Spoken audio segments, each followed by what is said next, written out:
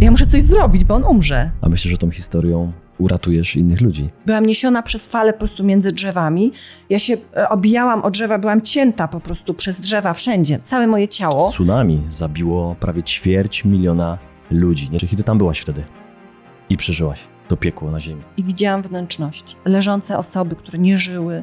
Osoby, które na przykład ratowano im jeszcze życie. Bo to są pytania, które nie zadajemy sobie tylko raz. Gniew daje moc. Nie jestem w miejscu, w którym chcę być, ale nie wiedziałam, gdzie jest to miejsce. Ja już po prostu na nic nie czekam. Ja działam. Każdy ma intuicję. Bierzemy odpowiedzialność za siebie. Nie zwalamy na kogoś.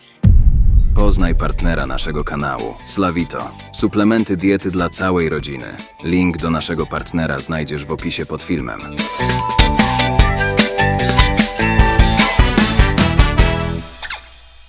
Gościem dzisiejszego odcinka jest Anna Krasucka, mentorka zdrowia, dyplomowany dietetyk leczniczy według tradycyjnej medycyny chińskiej. Na swoich social mediach oraz stronie dzieli się sposobami, jak żyć w zdrowiu. Niesamowicie pozytywna i inspirująca dusza. Patrzy na zdrowie nie tylko przez pryzmat ciała fizycznego. Cześć, z tej strony Grzegorz Kusz, witaj na kanale. Dziś moim gościem jest Anna Krasucka. Dzień dobry, Aniu. Cześć, witam cię serdecznie. Myślę, że warto zacząć historią, która jest nieprawdopodobna. I to jest dobre słowo. 20 lat temu, Ciary mam. 20 lat temu świat mógł ciebie zabrać. Mogłaś zginąć w największej takiej katastrofie lądowej w Tajlandii, którą wszyscy pamiętamy, ale mogliśmy gdzieś ją odsunąć. Tsunami zabiło prawie 250 000 ludzi, nie tylko w Tajlandii, ale w Sri Lance i na wszystkich tych wysepkach najbliższych. I ty tam byłaś wtedy. Tak. I przeżyłaś to piekło na ziemi. Opowiesz o tym trochę? Dobrze, wiesz, powiem ci, że zastanawiałam się, czy tę historię chcę jeszcze opowiadać, ale to będzie też dla mnie swego rodzaju test, czy mam tę historię przerobioną. Bo tę historię bardzo opowiadałam po powrocie, bo chciałam wszystkim to opowiedzieć i to wypływało po prostu z ciała, ciało się widocznie chciało oczyszczać. Natomiast później w pewnym momencie powiedziałam, dobra, spisałam, wstawiłam na swoją stronę i już jej nie opowiadam od lat. Ale wiesz co, będzie dla mnie ciekawostka właśnie opowiedzieć o niej, bo za każdym razem, gdy o niej pomyślę, też przychodzą mi nowe refleksje związane z tą historią. Historia zaczęła się w ten sposób, że pojechałam z bardzo dobrym moim przyjacielem ze studiów na wyprawę. To była pierwsza moja wyprawa do Azji. Chciałam podróżować tylko samolot w 2 strony, bilet w 2 strony kupiony, nie podręcznik, tylko przewodnik, 2 sztuki, kupiony również i żaden przewodnik inny, żadne blokowanie czy tam bukowanie noclegu i tak dalej, tylko po prostu odkrywanie. Tam zostajemy, gdzie nam się podoba, trochę dłużej, a tam, gdzie nie, to podróżujemy dalej. No i nasza podróż kończyła się już, to była miesięczna podróż po Tajlandii. Kończyła się, chcieliśmy ją zakończyć pięknie na Wybrzeżu Andamańskim, na plażyczkach, wiesz, snorklowanie, odkrywanie podwodnego świata. I pojechaliśmy wtedy do Krabi i Krabi daje takie możliwości, że tam są piękne takie ostańce, nawisy, przepiękne skały i tam można też snorklować. Tylko po prostu trzeba na inne przybrzeżne wyspy po prostu popłynąć, tak zwanym long tail boat, czyli takimi długimi łodziami, których w życiu wcześniej nie widziałam, w Tajlandii pierwszy raz. No i popłynęliśmy. Rano normalnie zjedliśmy śniadanie. Zobacz, trzęsienie ziemi było już o godzinie 8:30 czasu tajskiego. My o 9:00 dopiero zostaliśmy zabrani. I nikt nie powiedział, że takie niebezpieczeństwo już idzie. Podobno Tajowie zostali ostrzeżeni przez Amerykanów, że właśnie do nich będzie fala tsunami szła, ale podobno zostało to zbagatelizowane, bo nigdy to się nie zdarzyło w Tajlandii. Więc my normalnie jak nigdy nic. Ludzie podobno w niektórych hotelach poczuli. My byliśmy w bungalows, ja nic nie czułam. No i po prostu zostaliśmy zabrani przez przewodniczkę na taki long tail boat, żebyśmy popłynęli właśnie na kilka takich wysepek bezludnych. No i na pierwszej wysepce był taki piękny ostaniec. Na samym, wiesz, plażyczka była taka półokrągła i ten ostaniec był na samym środku tej plażyczki. wysoki, trudno mi powiedzieć, ale myślę, że około 30 metrów mógł mieć, taki bardzo, bardzo duży. I wokół niego żeśmy snorklowali. No wiesz, bajka, jesteś po prostu w raju. Jesteś naprawdę gdzieś, gdzie zawsze marzyłam pojechać. Uwielbiam i słońce, i plaże, i nurkowanie, i snorklowanie, i odkrywanie, wiesz, nowego świata, nowych ludzi, poznawanie w ogóle nowych kultur. No więc po prostu raj. No i popływaliśmy sobie wokół tego ostańca z maską i z rurką i nie było, jak właśnie tak dziwne, zaskoczyło mnie, bo to nie było pierwsze miejsce, w którym snorklowałam i nie było takich rybek kolorowych. W ogóle ten świat natury jakby taki był zamarty tam, tak dziwne. I mówię, kurczę, jakoś tak reklamowali, że tak tutaj ciekawie, a wcale tak nie było. No i wyszliśmy na brzeg, tam była taka bardzo wąziutka plażyczka, za nami była już dżungla i później były jakieś tam skały, bo to takie malutkie wysepki. I wtedy czytałam przewodnik, żeby przygotować się do dalszej części podróży, bo mieliśmy na drugi dzień już jechać do Bangkoku, no i tam kilka dni pobyć i już wylot wtedy do Polski. No i czytając ten przewodnik, nasza przewodniczka szła i wołała już moją grupę, bo tam było w ogóle dużo ludzi na tej plaży. Nie wiem, gdzieś ze 100 osób gdzieś było na tej plaży, bo każdy przypływał tymi longtail botami. Te longtail boty były, wiesz, w jednej części plażyczki po prostu zaparkowane i wszyscy turyści sobie tam byli. No i ona już nas zbierała, nie chciało nam się wstawać, no bo było przepięknie, wiesz, tak w takim cieniu sobie tam leżeliśmy. No ale mówię, no dobra. I w pewnym momencie usłyszałam czyjś krzyk. Myślałam, że się ktoś po prostu topi. I spojrzałam na ocean. No i wtedy przełknę ślinę po prostu. I wtedy zobaczyłam ogromną falę, która była już nad tym ostańcem, nad tą skałą wielką. Czyli ona, wiesz, no musiała być bardzo, bardzo duża. I wyobrażenie ludzkie, moje wyobrażenie przynajmniej, moje zrozumienie świata było na tyle inne niż... W ogóle nie wiedziałam, co to jest tsunami. W ogóle w życiu tego nie słyszałam, takiego słowa. I też nie miałam wyobrażenia, że fala może być taka wielka. I jedyne fale, które widziałam wielkie nad morzu, to były w Biarritz we Francji, od Atlantyku, gdzie po prostu się skakało w te fale, wiesz, żeby się po prostu bawić. No ale te fale były tam, nie wiem, 5-metrowe, 6-metrowe, takie duże. A ta była po prostu ogromna. I ja mówię, kurde, chyba jakiś wariat, tak wiesz, takie wyobrażenie moje, chyba jakiś wariat przejechał tak dużą motorówką, bo tam były w Tajlandii takie są ogromne motorówki, gdzie ludzie sobie pływają i może tą motorówką po prostu przejechał i taką wielką falę zrobił. Wiesz, to było jedyne w ogóle, co przyszło mi do głowy. No i pomyślałam sobie, to co znałam z zachowania fali, z praw fizyki, że fala po prostu, wiesz, piętrzy się, opada i dnem, czy tam brzegiem, ona popłynie. Nie? No i ja sobie, i w tym, wiesz, to były ułamki sekundy w ogóle, tak jak umysł, wiesz, szybko myśli, tak szybko też ta fala szła. I ja mówię, dobra, żeby tylko nie zamoczyła ta fala, bo już wiedziałam, że ona po prostu przyjdzie tutaj do mnie, ale myślałam, że ona się załamie i wiesz, i tylko po nogach mi tam da, nie? I wzięłam, po prostu zaczęłam zbierać ręczniki, przewodnik i tak dalej. I po prostu już dalej, no, już tylko świadomość taka, że jestem niesiona przez tę falę.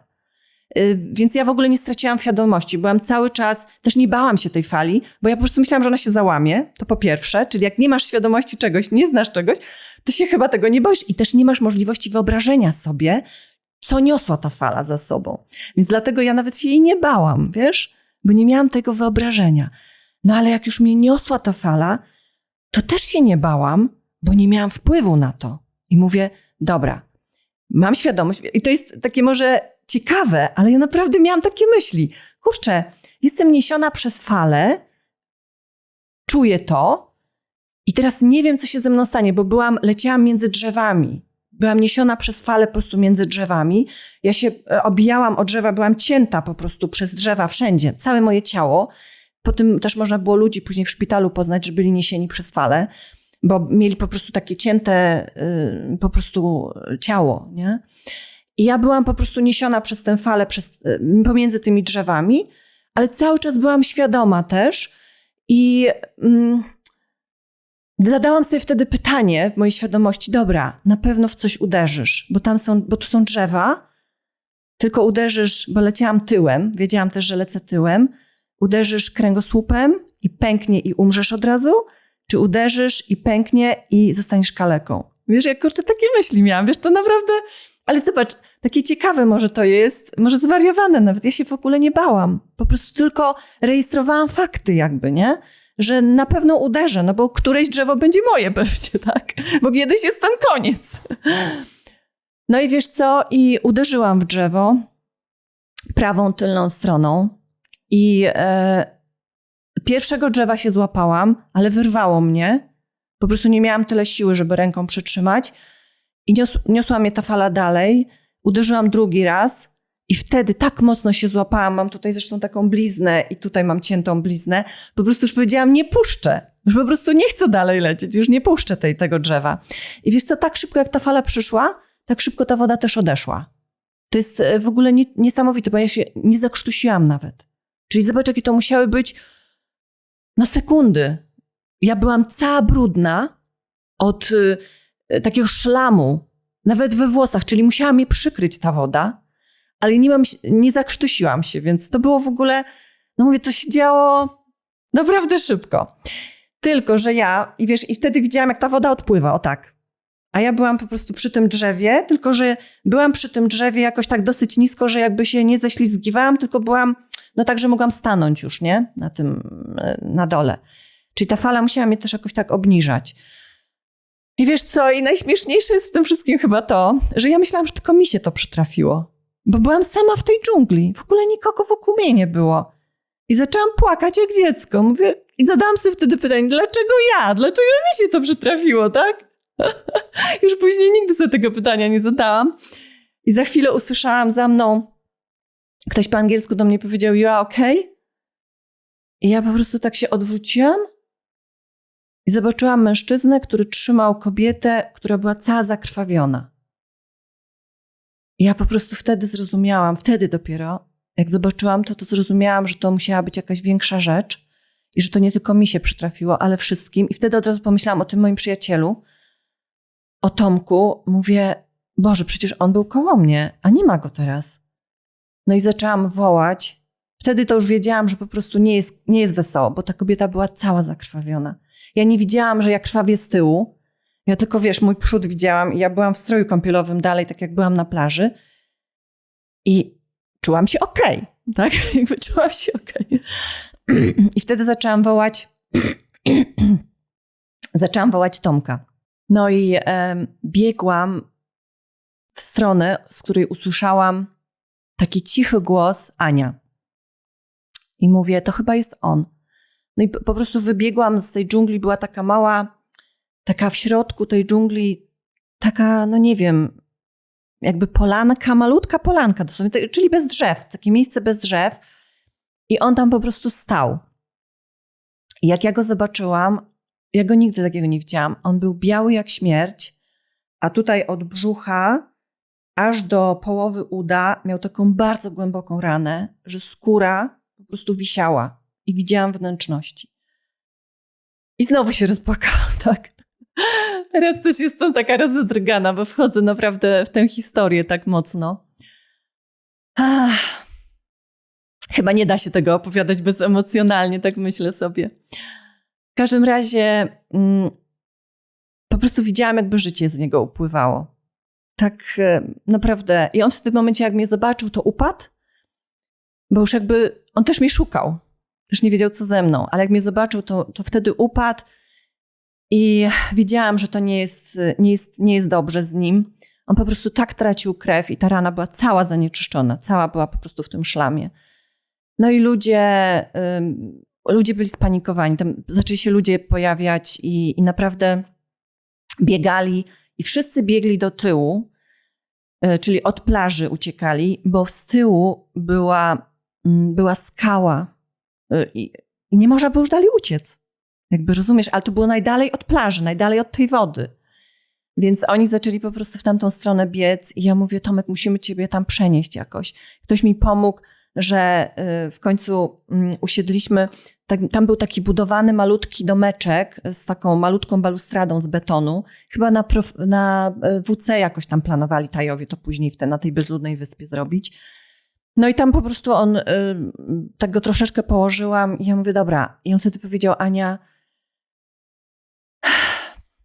trzeba znaleźć pomoc. A ja mówię, no tak, ale jak? I wtedy podbiegł do nas taki Taj, który jeszcze miał komórkę. Dziwnym trafem, ale uratował swoją komórkę. I on nam powiedział, że to było trzęsienie ziemi i że w najbliższym czasie spodziewane są kolejne fale. No to jak ja już się dowiedziałam, że to było trzęsienie ziemi, to mówię, wiesz co, ale to nie będzie tak łatwo sprowadzić pomoc, bo to nie jesteśmy my tylko. Po prostu jest full ludzi naokoło, którzy są tak samo poszkodowani jak my. Ale ja widząc po prostu, co się z nim dzieje, ja wiedziałam, że ja muszę coś zrobić, bo on umrze. Po prostu nie było możliwości, nie wiem, innej pomocy, więc mówię, musiałam liczyć tylko na siebie. I w tym momencie zaczęłam biegać. On nie chciał, żebym w ogóle gdziekolwiek szła, no bo jak usłyszał, że kolejne fale, to mówi, nie, bo zginiesz i tak dalej. Ja mówię, ale ja ci nie mogę tak zostawić, bo wtedy ty umrzesz i ja też umrę, tak? Tutaj razem. Więc ja mówię, nie, ja będę działać, nie? A ty tutaj bądź i spokojnie czekaj na mnie. No i wiesz co, ja biegałam po całej wyspie, szukałam, w końcu znalazłam gdzieś tam ponton. Przytargałam ten ponton. Poprosiłam, żeby ktoś mi pomógł go wtargać, Tomka, na ten ponton, bo mówię, w razie jak fala, to po prostu nie utopi się, bo był w takim stanie, że po prostu nie mógłby się ruszać. No więc na tym pontonie go zostawiałam i znowu biegałam, szukałam dalszych jakichś rozwiązań. I za kolejnym razem, gdy przybiegłam do niego, on już nie był na tym pontonie, bo ludzie zabrali mu ten ponton. Zostawili go po prostu tak. I powiem ci, że to było też dla mnie, ja później też z perspektywy czasu, jak o tym pomyślę, to ludzie po prostu zachowywali się bardzo egoistycznie. Ja tego nie oceniam, ale ja widzę, co się działo w takiej sytuacji chronienia swojego życia, że po prostu drugi człowiek się nie liczył. Ja prosiłam na przykład później kogoś, żeby mi pomógł przetargać Tomka, bo nie byłam w stanie go targać, bliżej tej skały, za ten domek, żeby tylko uratować bardziej. Nikt mi nie chciał pomóc. Więc ja wiedziałam, że po prostu mogę liczyć tylko na siebie. I to było już dla mnie jasne. I wtedy pobiegłam znowu na plażę. Ja tak biegałam, wiesz, od plaży do niego i szukałam. Po drodze rejestrowałam takimi klatkami zdjęcia, które były, czyli leżące osoby, które nie żyły, osoby, które na przykład ratowano im jeszcze życie, bo się dziewczyna krztusiła i już też myślę, że po prostu umarła później, bo był bardzo ciężki stan. Człowiek, który stracił żonę, leżała żona i on przy niej po prostu siedział. Więc wiesz, no po prostu te obrazy ja rejestrowałam, ale ja byłam trochę jak maszyna, wiesz? Bo ja miałam jeden cel. Ja chciałam uratować Tomkowi życie. I wybiegłam na plażę i tam po prostu było nic. Tak jak wcześniej były te wszystkie longtail boty, one wszystkie zostały zniszczone. A woda była brudna jak w kałuży. Po prostu ciągle się kotłowała woda, wiesz? Była taka, no ciągły w takich wirach. I spotkałam tam takiego młodego chłopaka, który powiedział, zobacz, tam na horyzoncie stoi moja żaglówka. A ja normalnie, wiesz, oczy jak 5 złotych. Jest ratunek. Ja mówię, to płyńmy po nią, bo musimy mu uratować życie. A on mówi, wiesz co, ale jak? Jak my mamy tam płynąć? Ja mówię, no nie wiem, płyńmy po prostu jakoś. I on mówi, nie, ja tu muszę pomóc ludziom na wyspie, a po drugie kolejna fala jest spodziewana, więc ja już nie będę płynął. I on mi wtedy pokazał, że ja mówię, słuchaj, ale ja muszę płynąć jakoś, coś muszę zrobić, bo my na wyspie po prostu nie ocalimy mu życia, tak? Bo on cały czas krwawił. I wiesz co, on mi pokazał kajak, który tam gdzieś był w dżungli. I ja mówię, dobra. On mówi, no to jak chcesz, to bierz ten kajak i płyń. I ja po prostu znowu taki lęk sparaliżował mnie. Ja tak zaczęłam płakać i mówię, Boże, taka jestem bezsilna po prostu w tym, bo się tak boję wypłynąć na tę wodę, ale z drugiej strony wiem, że on tam umiera.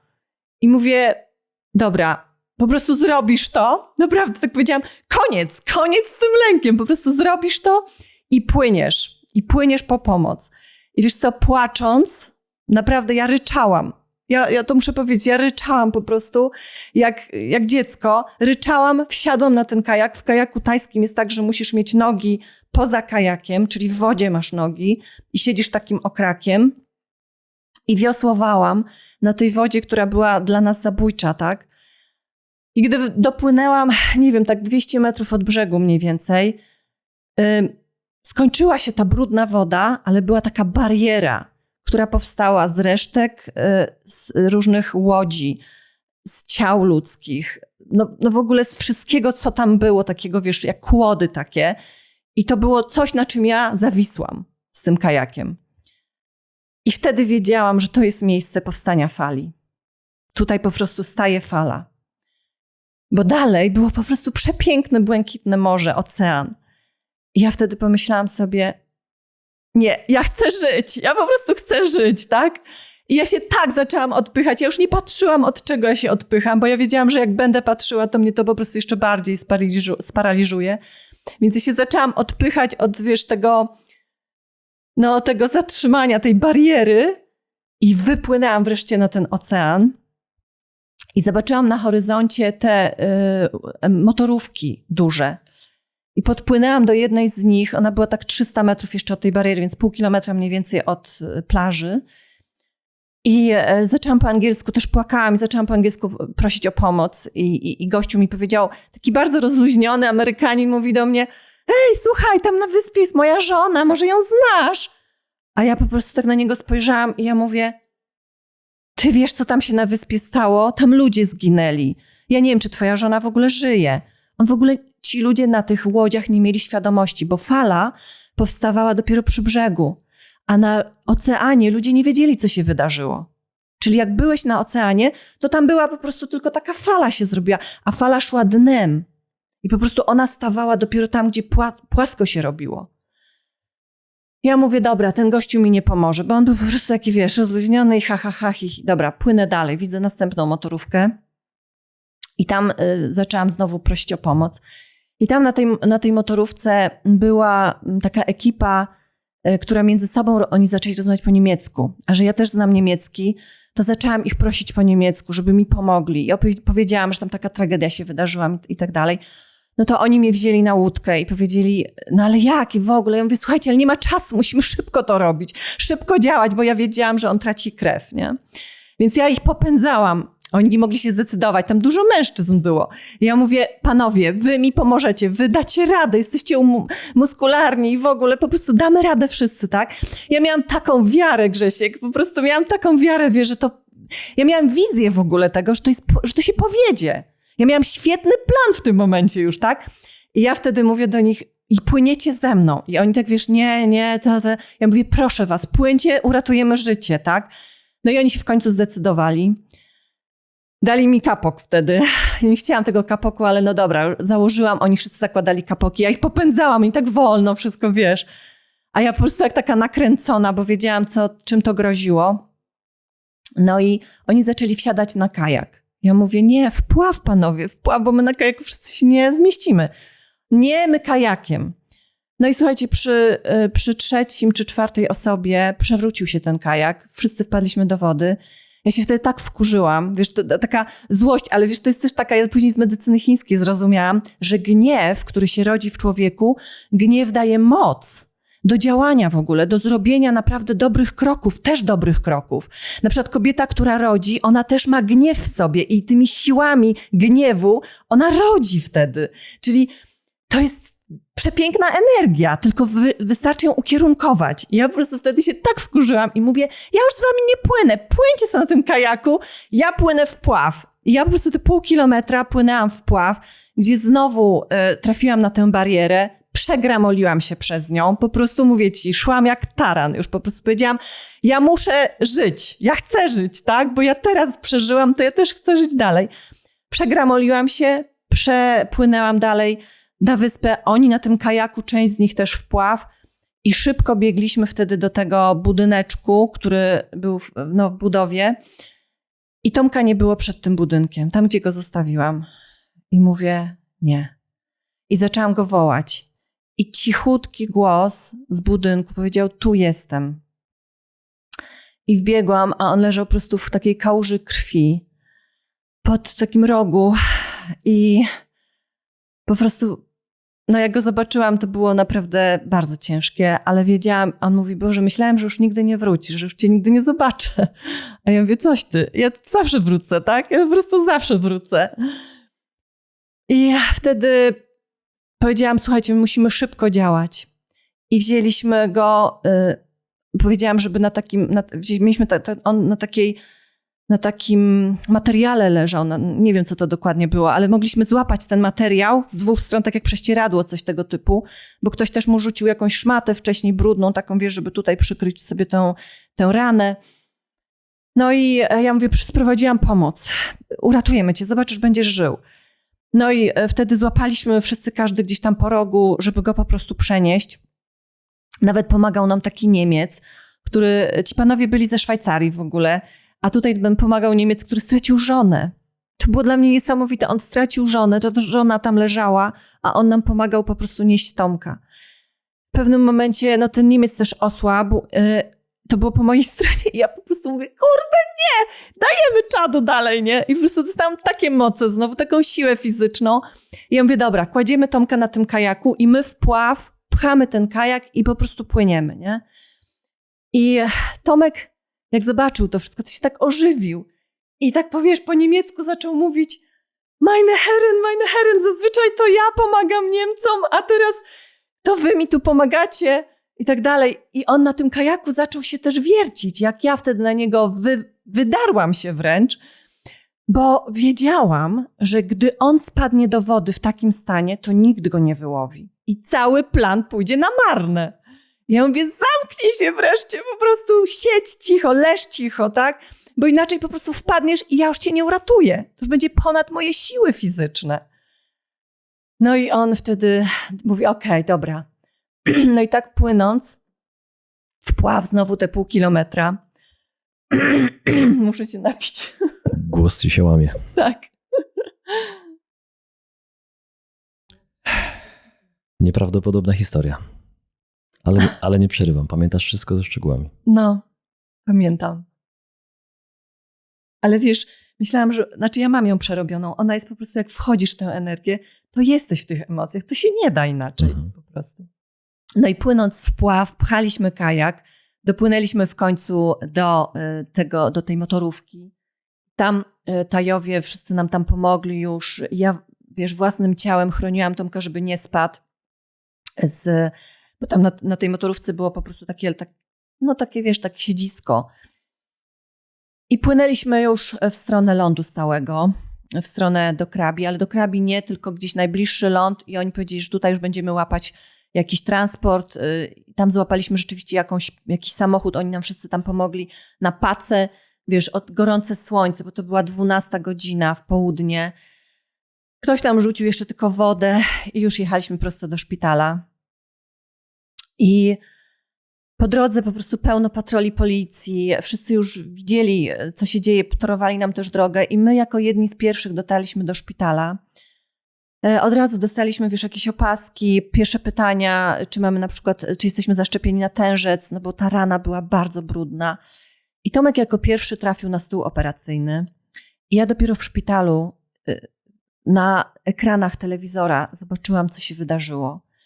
Operacja trwała 5 godzin, jeszcze w sterylnych warunkach, bo potem operacje się odbywały też na korytarzach, na dworze, wszędzie. Ja po prostu widziałam też część tych operacji, bo ratowano im wszystkim życie. Spotkałam na przykład Amerykanów, lekarzy amerykańskich, którzy też przeprowadzali operacje, byli tam na urlopie. Ja przez 3 doby nie spałam, bo pomagałam innym ludziom, ze względu na to, że znam inne języki. To leżący mówili, Ania, tu jest mój numer telefonu, dzwoń do mojej rodziny, że ja żyję. Albo ktoś mówił, Ania, tej osoby szukam, proszę cię, poszukaj wśród tych osób, które tu leżą, czy ta kobieta, czy ten mężczyzna tu jest. I ja po prostu przez 3 doby nie spałam i szukałam dla wszystkich pomocy, a jednocześnie ciągle przybiegałam do Tomka, bo on był na morfinie. Rana została zoperowana, ale gdy zmieniano opatrunek, Tomek patrzył tylko na mnie, nie patrzył na ranę. I patrzył i się pytał mnie, Ania, jak wygląda rana? A po prostu rana zaczęła czernieć, taka była szaro-czarna, martwica się wdała. Ja po prostu musiałam się mocno łóżka trzymać, bo bym zemdlała. Tak straszny widok to był. I ja mówię, wiesz co, goi się. Na pewno goi się, po prostu będzie coraz lepiej.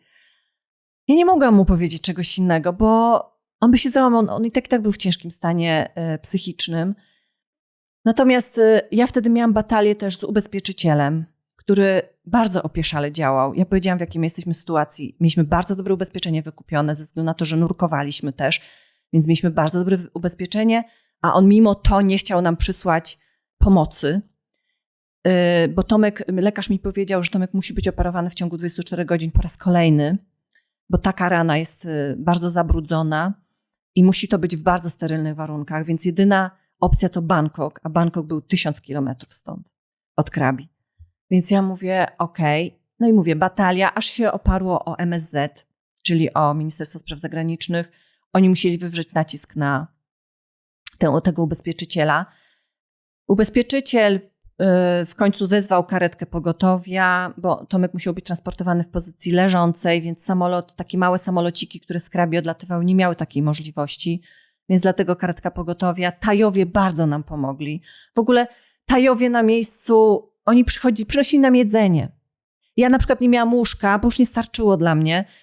Tomek leżał w sali 20, później pełno ludzi leżało na podłodze. Mi dali po prostu tylko kawał ręcznika i powiedzieli, tu możesz na ziemi koło niego leżeć. Ja i tak nie leżałam, bo ja po prostu ciągle tylko chodziłam i pomagałam innym.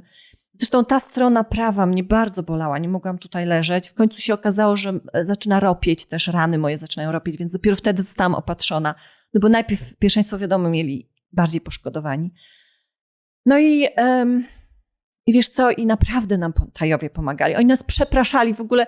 Wiesz co, to są za wspaniali ludzie. Oni przychodzili i mówili, przepraszamy, że w naszym kraju wydarzyła się taka tragedia dla was. A ja mówię, nie przepraszajcie. Ja dalej kocham wasz kraj. To jest cudownie po prostu. I ja tu wrócę. Zobaczycie, że ja tu wrócę. Wróciłam po 10 latach, bo akurat tak się składało, ale ja po prostu nie mam pretensji do żadnych Tajów, ani w ogóle do nikogo. Po prostu trzęsienie ziemi, prawo natury, tak? Więc ja później tak zorganizowaliśmy ten transport, że Tomek się znalazł w Bangkoku. W ogóle konsul nas odwiedził. Tam już w ogóle w Bangkoku to już czekała, słuchajcie, z ambasady. Czekali na mnie ludzie z ambasady, bo powiedzieli, że konsul im powiedział, bo konsul podróżował i odwiedzał Polaków, którzy tam zgłaszali się. Powiedział, wie pani co, pani jest tak opanowana i pani z takim jasnym umysłem pani to robi. Jak pani daje radę, że pani się w ogóle psychicznie nie załamała? A ja mówię, a jest możliwość? Proszę pana, jak ja bym się załamała, to my byśmy oboje stąd nie wyszli. Ja wiedziałam, że ja jestem jedyną osobą, która może mu pomóc w tym momencie. Więc tym bardziej, że widziałam, jak ubezpieczyciel opieszale działa. Więc po prostu, wiesz, są sytuacje, w których możesz być zwarty i gotowy, bo masz cel. No i Tomek przeszedł w Bangkoku jeszcze 2 operacje kolejne, już w bardzo takim ekskluzywnym, naprawdę muszę powiedzieć, ekskluzywnym szpitalu. I Sylwestra już byliśmy na pokładzie samolotu do Polski. Znaczy nie do Polski, tylko do Austrii, tak, do Wiednia, ponieważ Tomek musiał być transportowany do Wrocławia, żeby tam dokonywać przeszczepów różnych u niego. I jeszcze też, wiesz, chciano mnie rozdzielić na przykład w podróży, bo powiedziano, że ja w ogóle nie mogę w biznes klasie, bo Tomek musiał w biznes klasie podróżować ze względu na leżącą pozycję. A ten Austriak, który tam, wiesz, dzielił, powiedział, bo ja po niemiecku mówiłam, mówi do mnie, co oni robią? Chodź tutaj, dostajesz normalnie miejsce w biznes klasie, będziesz koło niego przecież. Bo on leciał, bo ubezpieczyciel przysłał też lekarza z Polski, bo Tomek musiał morfinę po prostu w czasie podróży też dostawać cały czas. Musiał być pod opieką lekarza. W każdym razie, jak wylądowaliśmy w Austrii, w Wiedniu, to powiem ci tak, kontrola paszportowa przyszła do nas, do samolotu. Myśmy zjechali windą później na płytę lotniska. Ja zobaczyłam wśród straży pożarnych, które stały na płycie lotniska, polską karetkę, która na nas czekała. Właściwie na Tomka, bo ja leciałam później do Warszawy dalej, a on karetką do Wrocławia. I wiesz co, i wtedy znowu zapłakałam. Ale wtedy zapłakałam ze szczęścia. Teraz bym się też chyba popłakała ze szczęścia. Ponieważ pomyślałam sobie, dam radę. Uratowałam go, po prostu przywiozłam go do Europy. Przywiozłam go, spełniłam po prostu to, co mogłam, zrobiłam to, co mogłam. I po prostu już jest teraz w rękach lekarzy, już oni są odpowiedzialni, ja już nie jestem odpowiedzialna po prostu za niego. No i powiem ci, że to było naprawdę niesamowite. To były łzy szczęścia, no. Także także Tomek miał wiele później przeszczepów. On leżał w izolatkach, później w Krakowie był leczony i bardzo długo. Ja też później organizowałam dla niego znajomych, żeby do niego, bo on w izolacji, on po prostu tak to psychicznie źle znosił, żeby go odwiedzali, ale żeby nikt nie mówił o chorobie, ani o tym, tylko po prostu, żeby mu kawały opowiadali albo ze studiów jakieś wspomnienia, wiesz, żeby po prostu podnieść go na duchu. No i wyszedł z tego. Są blizny, wiadomo, ale po prostu wyszedł z tego i żyje normalnie i jest wszystko w porządku, tak. Także taka historia.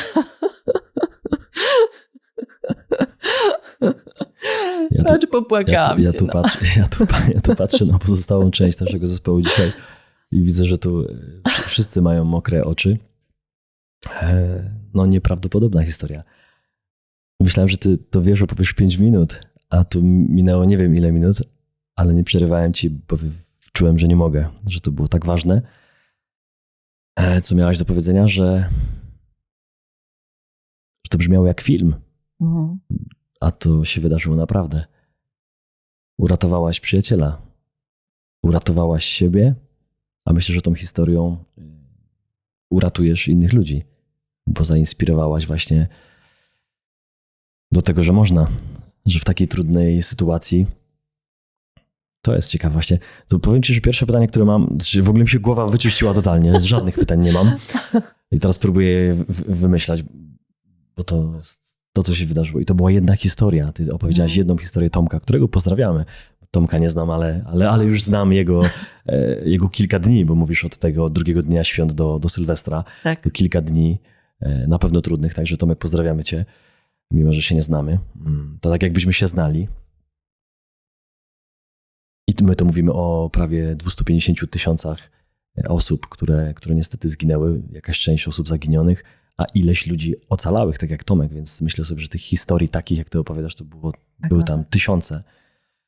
No i w momencie, gdy nieśliśmy Tomka, to spotkałam znowu tego Taja, który nam wcześniej powiedział, że to było trzęsienie ziemi. I on po prostu powiedział, co wy robicie? Dlaczego wy idziecie prosto do wody? Przecież tam kolejne fale są spodziewane i tam zginiecie. Macie się cofnąć natychmiast w głąb wyspy. I ja mu powiedziałam, wiesz co, ale tam czeka nas śmierć, a tu jest szansa na życie. Moja intuicja po prostu mi powiedziała, idźmy tam jest po prostu rozwiązanie. Więc on się stukał w głowę, mówi, w głupki jesteście. A ja dalej słuchałam swojej intuicji i powiedziałam, nie, my idziemy tam. Więc wiesz, ta historia też pokazuje, że warto iść pod prąd, nie tak jak wszyscy, bo to, co mówi ci intuicja, to tam jest twoje życie. I no ja tak zrobiłam i zobacz, dzisiaj żyję i Tomek też żyje. A w szpitalu dowiedziałaś się? Tak, a w szpitalu dowiedziałam się właśnie, że były kolejne fale, 3 albo 4, już nie pamiętam, a pomoc przyszła po około 10 godzinach. Także zobacz, trzeba słuchać siebie.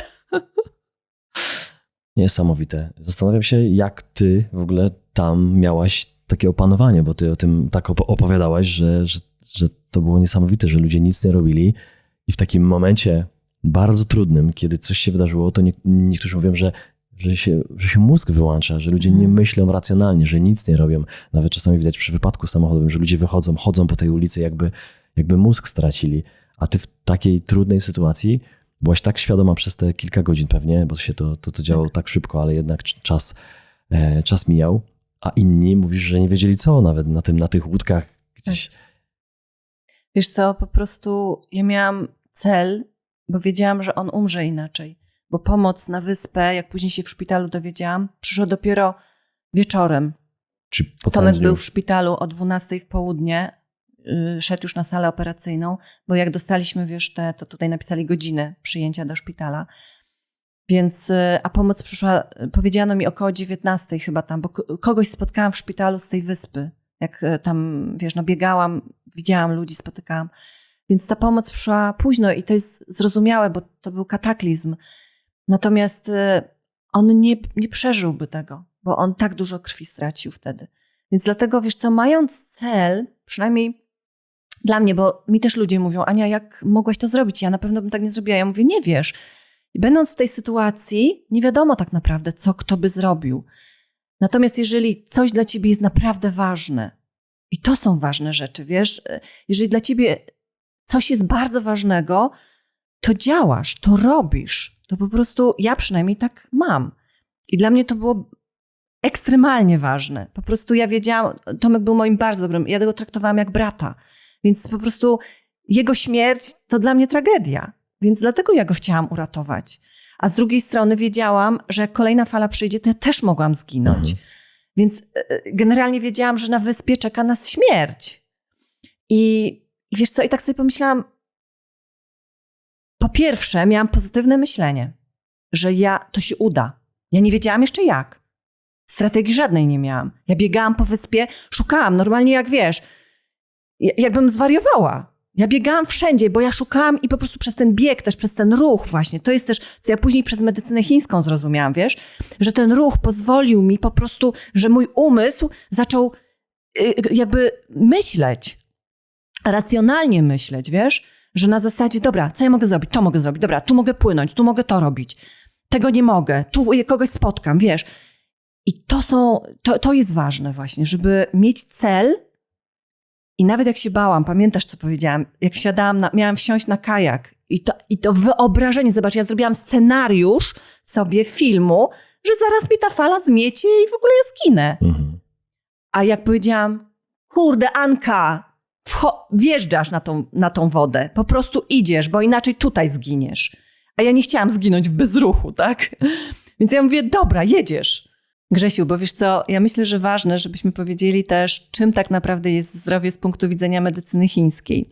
A ona tak bardzo prosto, bo mi to otworzyło w ogóle horyzonty, gdy pierwszy raz przeczytałam, a było powiedziane, że zdrowe ciało to nie jest tylko zdrowie, ale też zdrowy umysł, czy zdrowa dusza, zdrowy duch, czyli twoje jestestwo, twoja świadomość, ale i również bogactwo i powodzenie.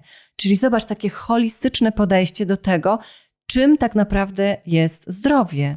I ja myślę, że jak sobie to uświadomimy, to wtedy pomyślimy, kurczę, warto dbać o zdrowie. Kochani, zapraszam Was na bezpłatny webinar na żywo ze mną, gdzie podzielę się z Wami, jak zadbać o zdrowie, jak zadbać przede wszystkim o to, żeby nie chorować, czyli stawiamy na profilaktykę zdrowia. Jak zadbać o to, żeby mieć lekkie, piękne i radosne życie. Możesz zapisać się bezpłatnie, link do zapisu jest w opisie tego filmu. Zapraszam. Ten trzeźwy umysł nie tylko uratował Tomka, ale ciebie. Myślę, że wiele osób, tak jak wspomniałem, uratuje tą historią. Moja krótka historia z ostatnich kilku tygodni, gdzie byłem świadkiem wypadku przed sobą. To pamiętam, jak się zatrzymałem i podbiegłem do tego najbardziej rozbitego samochodu i pomogłem wyciągnąć, otworzyć drzwi kierowcy i zapytałem pana, to on wspomniał, że nie ma nikogo w aucie. A okazało się, że była tam jego żona. Czego nie było widać, bo było po prostu pełno dymu z tych poduszek powietrznych, było biało w tym samochodzie jak mgła i on powiedział, że nie ma nikogo, że on jest sam. Więc to było niesamowite, jak mu wyłączyło głowę i on odbiegł od samochodu, a ja się odwróciłem i widziałem tam kogoś jednak. Więc z drugiej strony otwarłem te drugie drzwi i tam wyszła kobieta. Więc ta trzeźwość, dlatego ja widziałem kilka takich sytuacji w życiu, takich nie tak ekstremalnych, ale wiem, że ludziom wyłącza głowę. Nie wiem dlaczego, nie wiem jak to działa, bo u ciebie to było trzeźwe myślenie. To idźmy krok dalej. Bo to była końcówka roku, mówisz Sylwester. Nowy rok. Niektórzy mówią nowy rok, nowe ja. Tak, właśnie. I teraz ty miałaś taki przeskok naprawdę niesamowity. Wróciłaś do Polski. Jak ta historia cała zmieniła ciebie? Wiesz co, miałam wiele przemyśleń, które się też krystalizowały przez miesiące, nawet lata. Bo ja tę historię dopiero mogłam spisać. Chyba po 2 latach ją tak naprawdę spisałam dopiero. Dlatego, że na początku chciałam wszystkim opowiadać, chciałam jakby się oczyścić, chyba, nie wiem, tak ciało moje zareagowało, ale później już nie chciałam opowiadać. Natomiast ludzie, których spotkałam poprzez tę historię, poprzez tsunami, tam w Tajlandii, to byli ludzie, którzy mi powiedzieli o medycynie chińskiej. I to było dla mnie niesamowite, bo ja wtedy trafiłam też na mojego pierwszego mentora i trafiłam na medycynę chińską. I zaczęłam się uczyć medycyny chińskiej i ja dopiero odkryłam, ja mówię, Jezdny, to jest to, co cię kręci. To jest to, czego zawsze A szukałaś. co to za mentor? Wiesz co, nie chcę wymieniać jego nazwiska, Okej. dlatego że on stworzył sektę. Ja później się wymiksowałam z tego po 3 latach. Też widzisz, to jest też bardzo takie twoja intuicja. To jest takie ważne, żeby słuchać swojej intuicji. Po prostu moja intuicja, a też mój zmarły tato. Mój tato zmarł później w 2010 roku. I mój tato mi się pokazał we śnie i powiedział, Ania, idź stamtąd. A ja mówię, Boże, tato, ja już chciałam to zrobić właśnie. Ale jak mój tato jeszcze mi to we śnie powiedział, to ja powiedziałam, dobra, to już jest czas. I ja dużo się nauczyłam od mojego mentora pierwszego i nie chcę go szkalować też, tak? Jestem mu wdzięczna za wiele, ale też nie chcę propagować go, bo uważam, że on po prostu nie robił dobrze już ludziom, tak? Po prostu on manipulował energetycznie. I ja odchodząc od niego, on mi wtedy powiedział, Ania, ja chciałem z ciebie zrobić nauczyciela, a teraz odchodzisz, a ja mówię, wiesz co, ja potrzebuję przerwy. A on mówi, odchodzisz, bo nie masz w sobie mistrza. A ja sobie tak w środku powiedziałam, właśnie dlatego, że mam w sobie mistrza, dlatego odchodzę. Wiesz? I to było, ja po prostu wtedy zaufałam sobie w 100%. Tak jak na tej wyspie, ja też wtedy sobie zaufałam w 100%. I dlatego ja powiem zawsze, że każdy ma intuicję. Tylko trzeba jej zaufać, trzeba ją poznać, a żeby poznać swoją intuicję, trzeba poznać siebie, trzeba odkryć siebie przede wszystkim. I właśnie tsunami mi pokazało, bo wiesz, ja sobie zadałam wtedy w szpitalu pytanie, już więcej nie zadałam sobie nigdy tego pytania, dlaczego ja? To było takie, wiesz, dziecko, które zostało tam zranione. Natomiast ja sobie w szpitalu zadałam pytanie, Ania, przecież ludzie koło ciebie zmarli, oni nie żyją. Gdybyś ty miała umrzeć w tym momencie, to czy twoje życie było spełnione? Czy ty byłaś szczęśliwa? Czy ty wiodłaś wspaniałe życie? I wiesz co? Powiedziałam sobie, po niemiecku się mówi jein, czyli tak i nie. Bo częściowo prowadziłam wspaniałe życie, to prawda. Ale z drugiej strony nie do końca to było takie życie, jakie chciałam. I nie do końca robiłam te rzeczy, które wiedziałam, że mnie spełniają. I wtedy odkryłam, i to było dla mnie niesamowite, że tak naprawdę ja nie wiem, czego ja chcę w życiu. Wiesz? I to mi pokazało, że ja znam tyle rzeczy naokoło. Ja jestem ciekawa świata, w ogóle podróżowałam bardzo dużo. Później też po tsunami podróżowałam bardzo dużo, ale ja nie znałam wewnętrznego świata, siebie nie znałam. I wiesz co, ja zaczęłam swoje życie obserwować bacznie po tsunami i zobaczyłam, że nie jestem w miejscu, w którym chcę być, ale nie wiedziałam, gdzie jest to miejsce. I bardzo, to jest w ogóle, wiesz, zawsze największe... Bardzo częste, tak? Tak, największe pytanie, gdzie jest to miejsce. I właśnie powiem ci, że te wydarzenia z tsunami i to, że poznałam ludzi, którzy mi pokazali medycynę chińską i tak powoli ten pierwszy mentor, później właśnie poszłam na studia medycyny chińskiej na tyle, na ile w Polsce można studiować, tak, medycynę chińską. W Polsce medycyna chińska nie jest uznana jako medycyna chińska, chociaż WHO uznało medycynę chińską za medycynę w ogóle, no ale Polska po prostu nie uznaje nadal. Lobby lekarskie jest po prostu tak silne. Natomiast te wszystkie wydarzenia spowodowały, że ja zaczęłam odkrywać siebie i zaczęłam odkrywać, co jest moją drogą. I właśnie medycyna chińska, to co ja się uczyłam, ja od razu po prostu połknęłam tak zwanego bakcyla, bo ja wiedziałam, że to jest to, bo ja kocham naturę. Ja pochodzę z Pomorza, gdzie wiesz, wychowywałam się też w borach tucholskich, jeziora, lasy. Moi rodzice mieli zawsze ogród, moje 2 babci mieszkały na wsi, wiesz, krowy, zwierzęta domowe, psy, koty i tak dalej. I po prostu wiedziałam, że człowiek ma żyć z naturą. Razem z naturą. I medycyna chińska mi to pokazała, że to jest, że zdrowie tak naprawdę to jest życie w równowadze pomiędzy tobą, a tym, co ciebie otacza, czyli światem zewnętrznym, naturą, przyrodą i tam, gdzie żyjesz, ale też światem wewnętrznym, czyli tak jak trawisz, jak oddychasz, jak bije twoje serce. Więc to jest w ogóle, wiesz, dla mnie to było takie wow. I ja do dzisiaj mam cały czas wow, bo ja do dzisiaj się uczę, ja już się uczę medycyny chińskiej 17 lat. I to jest cały czas wow. To jest cały czas efekt wow. Bo cały czas odkrywam i myślę, że do końca życia będę odkrywać wiedzę o sobie, o życiu i cieszyć się przede wszystkim, bawić się tym życiem. No bo też wtedy sobie pomyślałam, gdybym zginęła, no to nie bawiłam się tak do końca tym życiem. Niesamowite jest to, tak chciałbym podsumować to, co mówisz, bo pierwsze, to co myślę, że bardzo trudna sytuacja, która cię spotkała w Tajlandii, tak ją nazwę, bo ktoś by mógł mówić tragedia, ale przecież ona się pozytywnie zakończyła dla was i o to walczyłaś z całych sił. Miałaś tych kłód dosłownie pod nogami, pod ciałem mnóstwo, a mimo to walczyłaś do końca. Więc tak trudna sytuacja musiała się pojawić. Często tak jest, żeby nam potrząsnęło nami i to pytania sobie zadałaś. Mówisz, że zostałaś obserwatorem, to często się mówi, obserwuj, mniej mów, mniej czytaj, mniej konsumuj, wyłącz to wszystko i w ciszy, nawet nie w rozmowach z bliskimi, tylko w ciszy totalnej. Bądź chwilę ze sobą. Pojawią się odpowiedzi na wszystkie pytania. Dokładnie. I mówisz medycyna chińska. No to idźmy w to.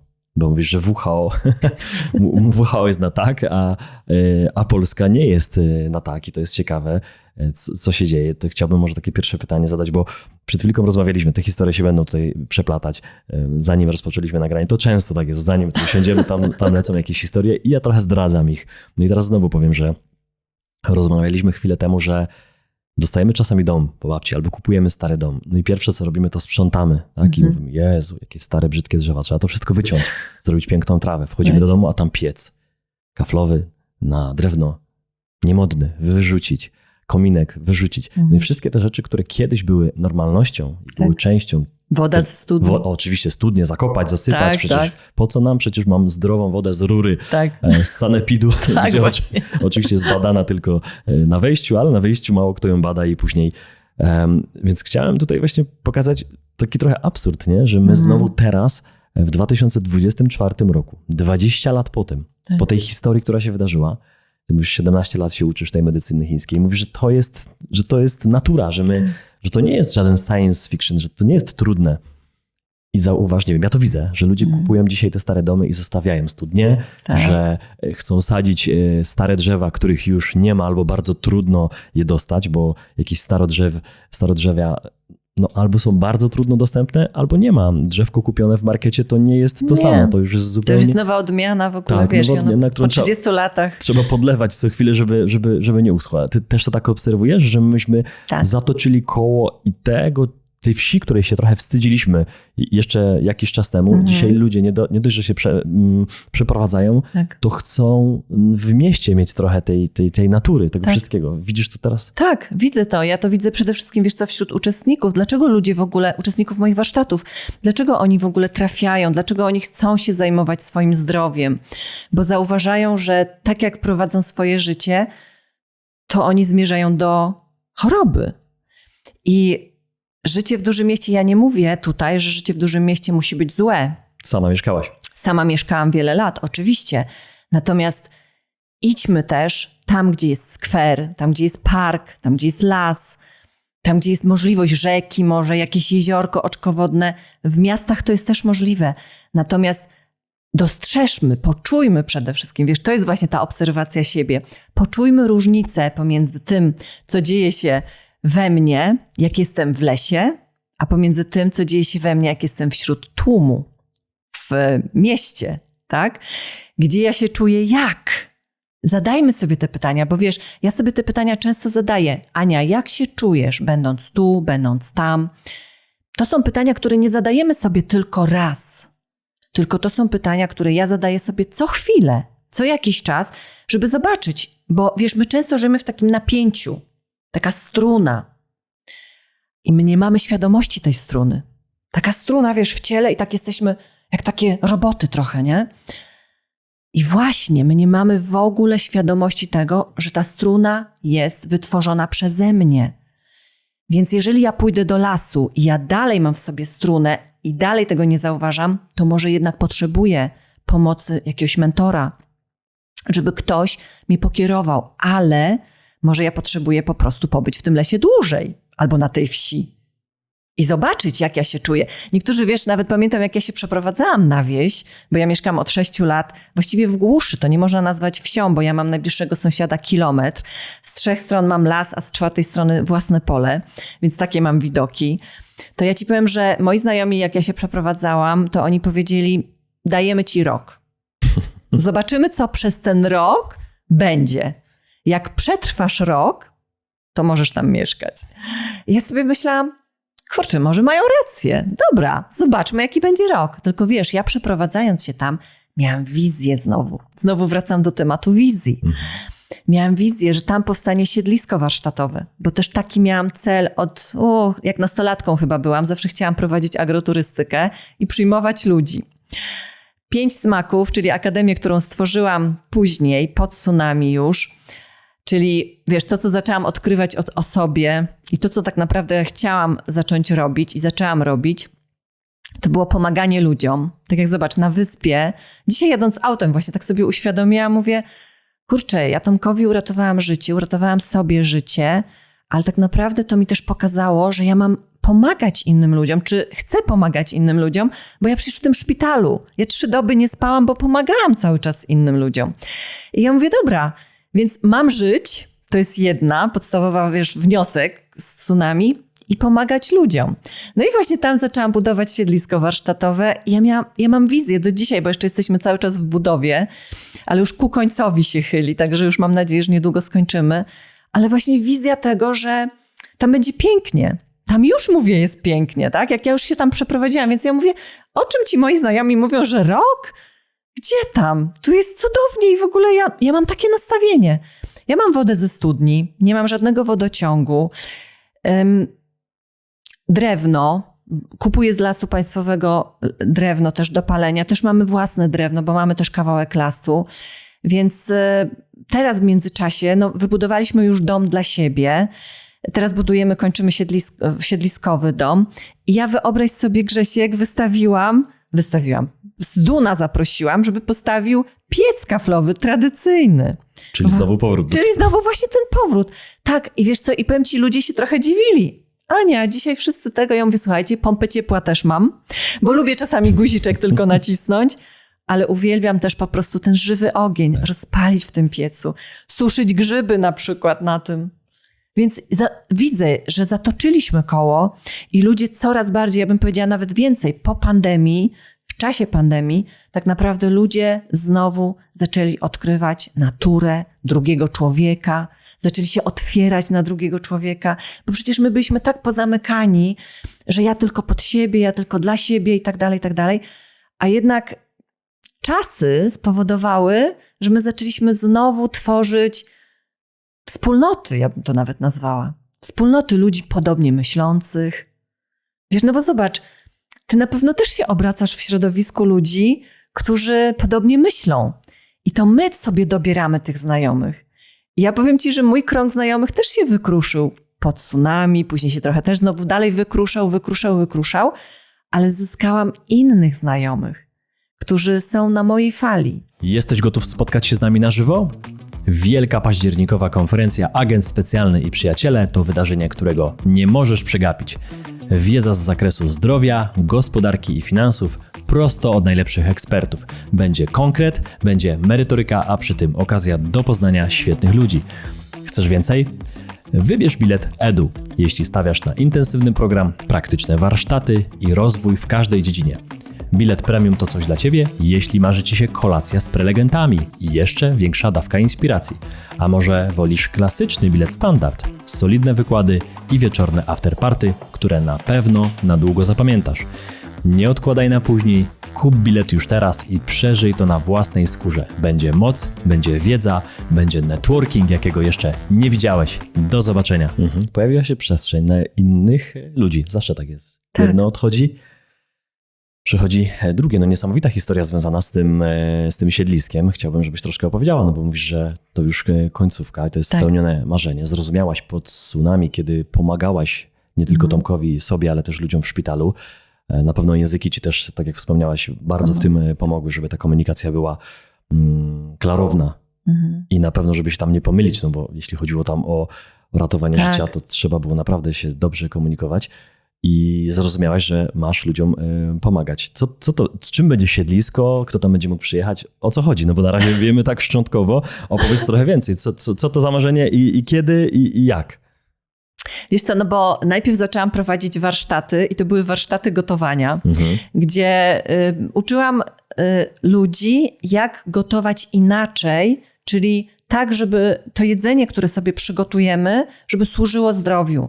Czyli to nie było, wiesz, gotowanie spaghetti bolognese, tylko to było na przykład gotowanie zupy, czyli czegoś, znowu koło zataczamy do tego, co nasze babcie nas uczyły i też jadły Co i pamiętamy, gotowały tak. i co pamiętamy, prawda? Przecież w polskim domu na śniadanie była zupa, zaliwajka, barszcz biały, jakieś inne zupy w ogóle. Ciepła strawa w każdym razie była na śniadanie. I my po prostu żyjemy w zimnym klimacie. Nawet jeżeli mamy ciepłe lato, to mimo to reszta miesięcy jest zimna, chłodna, wilgotna. Więc dlatego nasze babcie wiedziały, co jest dla nas dobre. I nie puszczały mężów swoich, ani dzieci swoich do szkoły, a męża na pole bez ciepłej strawy. Więc to wracaliśmy do tego. Tak? Ja uczyłam właśnie i uczę do dzisiaj, jak się przygotowuje zupy, jak się przygotowuje kasze wszelkiego rodzaju, takie potrawy jednogarnkowe. I to był taki początek, wiesz. Ja się w międzyczasie uczyłam dietetyki leczniczej według medycyny chińskiej i medycyna chińska mi pokazała takie holistyczne podejście do siebie, czyli nie tylko jedzeniowo, my możemy zacząć od jedzenia, ale też właśnie jak się ruszasz, jak oddychasz, jaki jest twój stan emocjonalny, jaki jest twój sen. Więc wiesz, różne aspekty to są takie obszary życia, które bezpośrednio tworzą twoje zdrowie i witalność. I ja zaczęłam po prostu tego uczyć na wyjazdach. Prowadziłam wyjazdy też zawsze takie w miejscach bardzo kameralnych, w różnych miejscach Polski, gdzie też gotowano tak jak ja sobie życzyłam. Wcześniej zawsze ustalałam menu, a co tam ma być dokładnie. Ja bardzo dokładnie się do tego przygotowywałam, bo chciałam, żeby uczestnicy wracając później do domu wiedzieli, co oni mogą jeść, jak przygotować i tak dalej.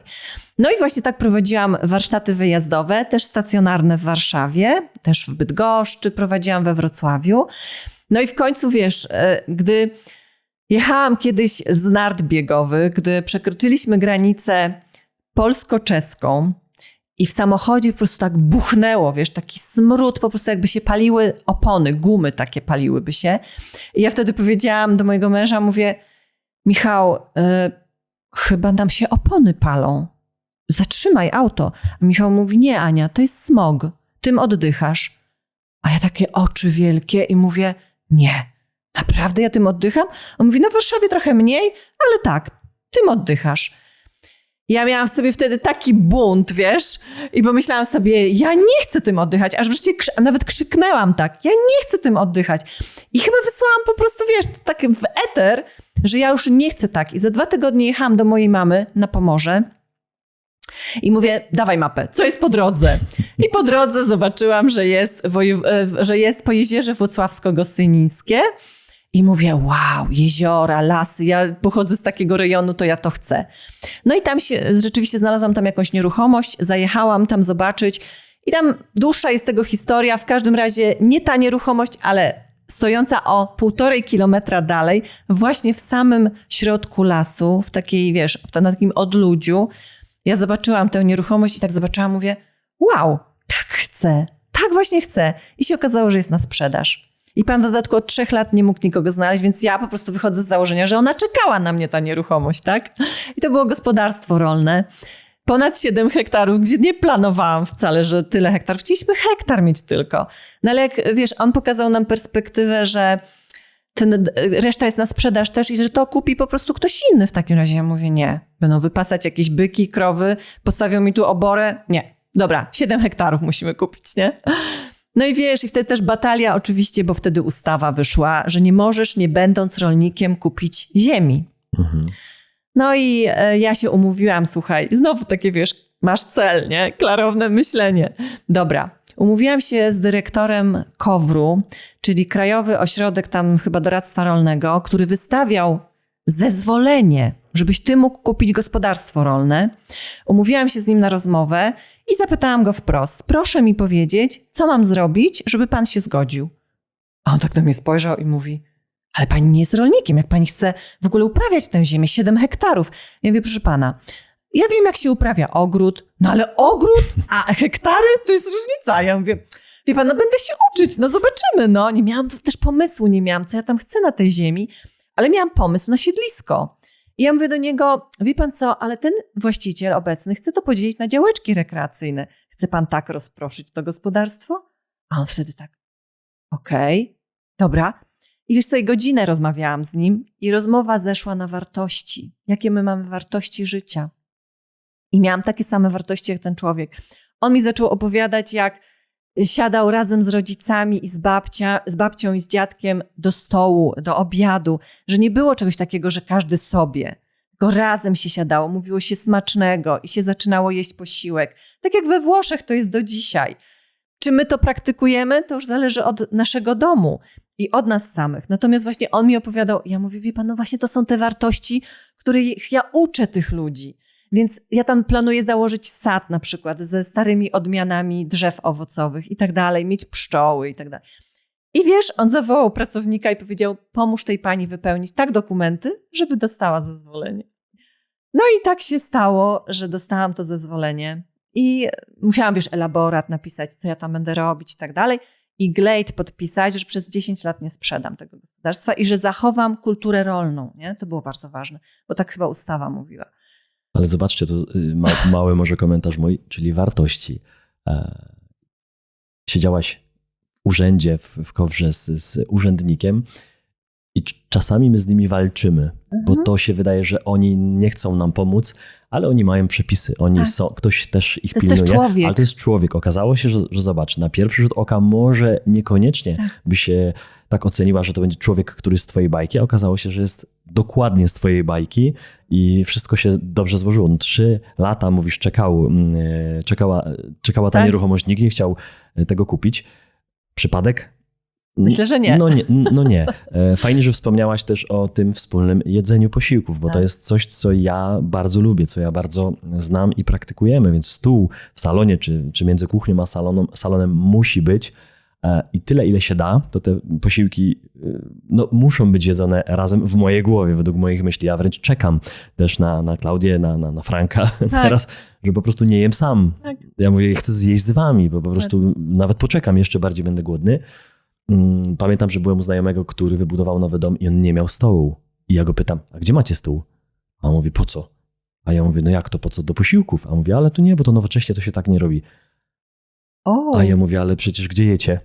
Drugie pytanie, gdzie jecie wspólnie obiad? Gdzie jecie wspólnie śniadanie? No i tam było zdziwienie, to wiesz, tak szybko, to ten do pracy. I to były inne wartości, gdzie oni nie do końca mnie zrozumieli. Widziałem, no i zostawiłem to. Mogłem zainspirować, bo powiedziałem, że ale my jemy. My też można powiedzieć, że mamy nowoczesny stół, no ale on jest. I co jest ważniejsze, telewizor. Akurat tam był ogromny telewizor, 70 cali, ale stołu nie było, gdzie się wspólnie spotykamy. U mnie będzie odwrotnie. Telewizora nie planujemy w tym nowym domu w ogóle, no bo po co? On może być, ale nie musi. A ten stół musi być, więc historia niesamowita. Okej, no to wracam do tego pytania, co tam będzie się działo w tym siedlisku, jak już faktycznie otwarcie, kiedy bardziej za pół roku, czy szybciej? Wiesz co, mam nadzieję, że za pół roku już damy radę. Ja już po prostu to deadline odsuwam, no bo wiesz, przesuwały się też różne prace, wiadomo. To jest duży projekt po prostu, duży projekt. Też finansowo, wiadomo, i pandemia, i wojna na Ukrainie tak spowodowały, że ceny, wiesz, wystrzeliły w górę. Tak.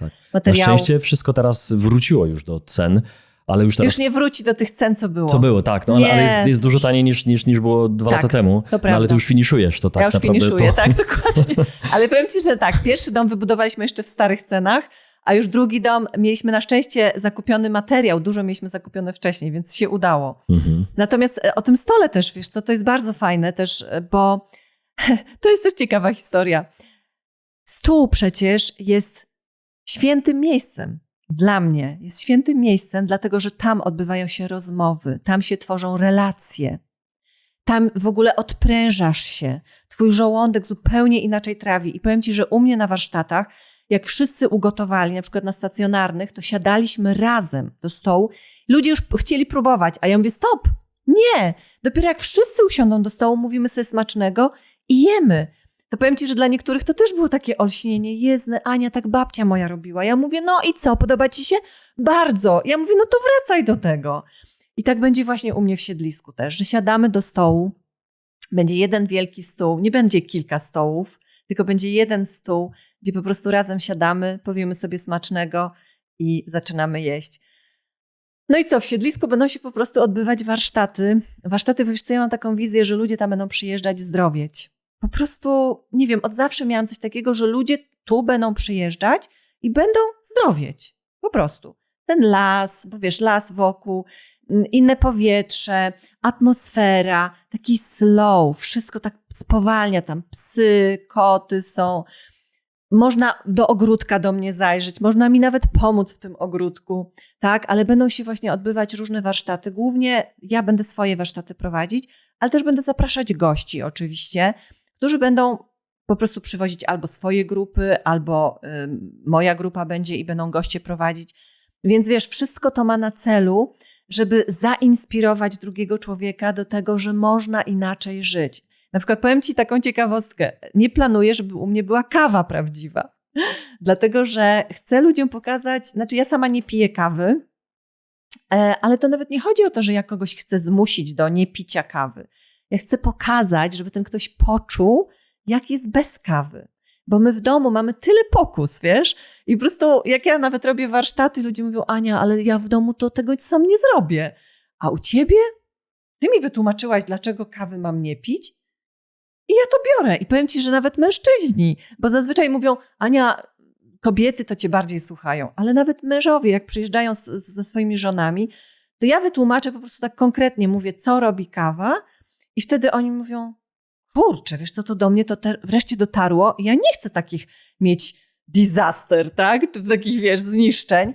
Więc ja po prostu odstawiam kawę. I mężczyźni, którzy nie pili kawę, wiesz, 8 dziennie, to po prostu odstawiają nagle kawę, bo mówią, że oni po prostu chcą być zdrowi. Więc super. No i tak właśnie będzie. Będę po prostu inspirować ich.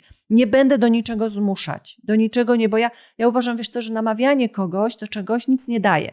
My możemy dawać sobą przykład i ten ktoś może patrzeć na ciebie i mówić, wow, ale fajnie wyglądasz.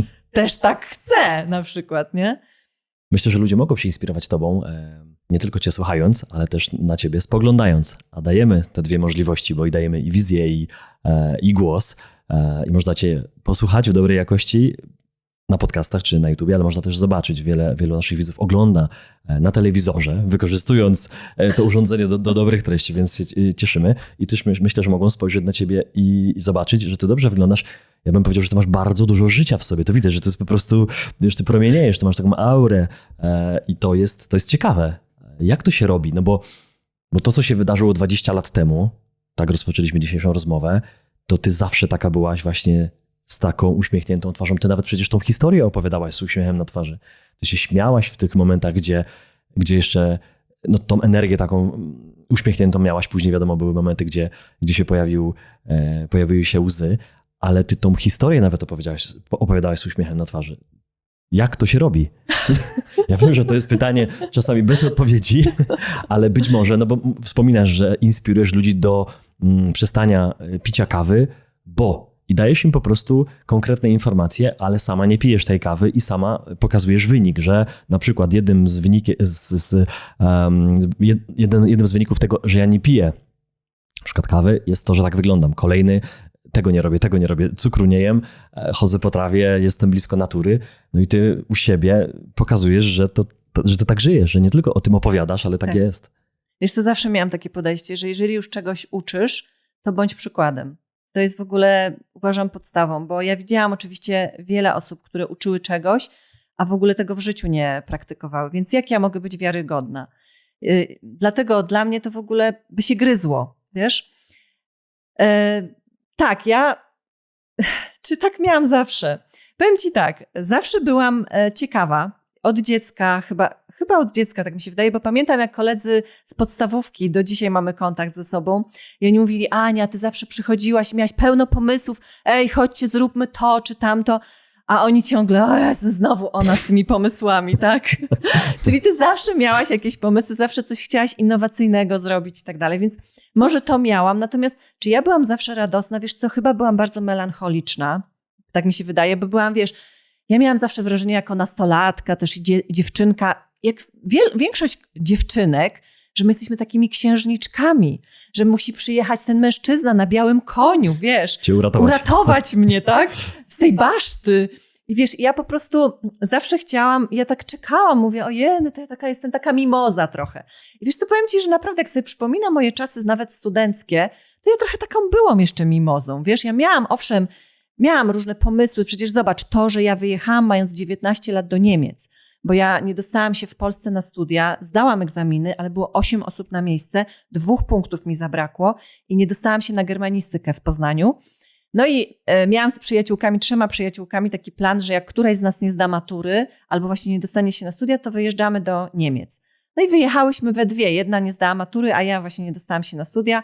Do Hamburga wyjechałam jako operka, czyli to się nazywa au pair, tak, czyli do pomocy przy dzieciach w rodzinie. Jesteś traktowany jako członek rodziny, oni mają ci zapewnić, że możesz do szkoły chodzić, czyli ja się uczyłam języka niemieckiego, ale też opiekowałam się dziećmi, dostawałam też kieszonkowe. I ja byłam operką przez 2 lata, czego nie planowałam, bo chciałam tylko rok. W każdym razie, wiesz, no, byłam ciekawa. Chciałam później pojechać do Anglii. Polaków wtedy nie przyjmowali, bo to były jeszcze czasy, gdzie Anglia powiedziała, nie, my Polek nie chcemy jako operki i tak dalej. Więc ja zostałam na 2. rok w Niemczech. Nauczyłam się perfekcyjnie wtedy niemieckiego i zostałam w Niemczech na studia. Więc taka ciekawość we mnie była. Ale ta mimozowatość, wiesz, jak sobie pomyślisz, takie czekanie właśnie na zbawienie, to było. Dlatego dziś mogę powiedzieć, wiesz, z perspektywy czasu, ja już dzisiaj nie czekam. Ja już dzisiaj po prostu na nic nie czekam. Ja działam, ja kreuję, ja sama tworzę. Bo czekaniem nic nie zdziałasz. Po prostu jeżeli przychodzi okazja, to ja korzystam z tej okazji. Ja po prostu ją biorę, bo ja sobie myślę, że ta okazja jest dla mnie. I jakbym miała siebie porównać do wtedy, to mówię, ciekawość życia tak, ale byłam bardziej taka, myślę, no właśnie taka dziewczęco zamknięta. Nie? Natomiast tsunami spowodowało, że ja po pierwsze powiedziałam, okej, masz żyć, a po drugie, dziewczyno, to stwórz to życie. Takie, jakim chcesz naprawdę. I ja ci powiem, że wiesz, jeszcze jedna rzecz w sumie tsunami pokazała mi, że życie jest ulotne, Grzesiek. Że my możemy po prostu w każdej minucie umrzeć, tak? Nie wiem, mogę wyjść teraz do samochodu, wyjechać na ulicę i po prostu mieć wypadek i zginąć. I powiem ci, tsunami mi pokazało to, właśnie, to jest czegoś, czego nie powiedziałam. To jest taka jeden z bardzo ważnych wniosków, który też przyszedł do mnie później, że życie jest po prostu pstryk i nie ma życia. Jest ulotne, dlatego sobie pomyślałam, kurczę, żyj na maksa, na pełnej petardzie, tak? Jak ksiądz Kaczkowski mówił, żyj na pełnej petardzie. I wiesz co, i chyba ta petarda po prostu jest we mnie, tak? Jest, fajerwerki są dozwolone, tym bardziej, że ja bardzo lubię. Oczywiście lubię też zwierzęta, no ale jedno drugiego no, nie wyklucza, bo przecież to nie mam złej intencji. Więc ta petarda tu dzisiaj w studiu jest. Opowiadasz o tym 2004, ale też mieliśmy 2020, gdzie zaczęły się, można powiedzieć, niesamowite zmiany na świecie dziać. To już ponad 4 lata. I ten 2004 wpłynął bardzo na ciebie i na twojego przyjaciela. 2020 i kolejne lata, bo mamy przecież już drugą część roku 24, czyli 4,5 prawie roku takiego, bym powiedział, delikatnie mówiąc dyplomatycznie, zmiennego świata, który mocno przyspieszył. Wydarzyło się mnóstwo rzeczy. Technologia poszła do przodu. Rozpoczęła się wojna.